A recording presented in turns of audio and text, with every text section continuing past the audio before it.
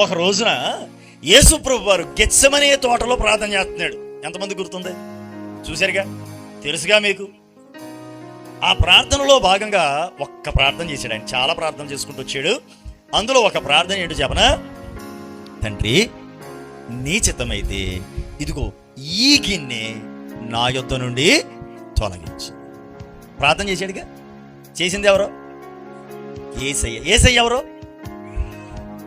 కుమారుడు, దేవుని కుమారుడు కదా, విమోచకుడు, రక్షకుడు, త్రిత్వములో ఒకడై ఉన్నవాడు, అఖిల బ్రహ్మాండమును సృష్టించిన సృష్టికర్త తండ్రి అయిన దేవునికి ప్రార్థన చేస్తూ ఈ గిన్నె నా యొద్ద నుంచి తొలగించు, అయినా నా ఇష్టం కాదు నీ చిత్తం అని. ఆలోచన చేయండి. ఆ ప్రార్థనకు జవాబు వచ్చిందా? గిన్నె తొలగిందా? ఏం గిన్నె అది? శ్రమలు అనే గిన్నె తొలగిపోయిందా? జవాబు రానట్టేగా. అప్పుడు ఏం మాట్లాడుతుంది దీనికి? ఇప్పుడు చెప్పండి, మనం ఏం మాట్లాడగలం దీనికి? యేసు ప్రభు వారు చెప్పిన దానికే, యేసు ప్రభు వారు చేసిన ఆ ప్రార్థనకే జవాబు రాదు. అయినా సరే ఇది నీ చిత్తం అనుకున్నాడు ఆయన.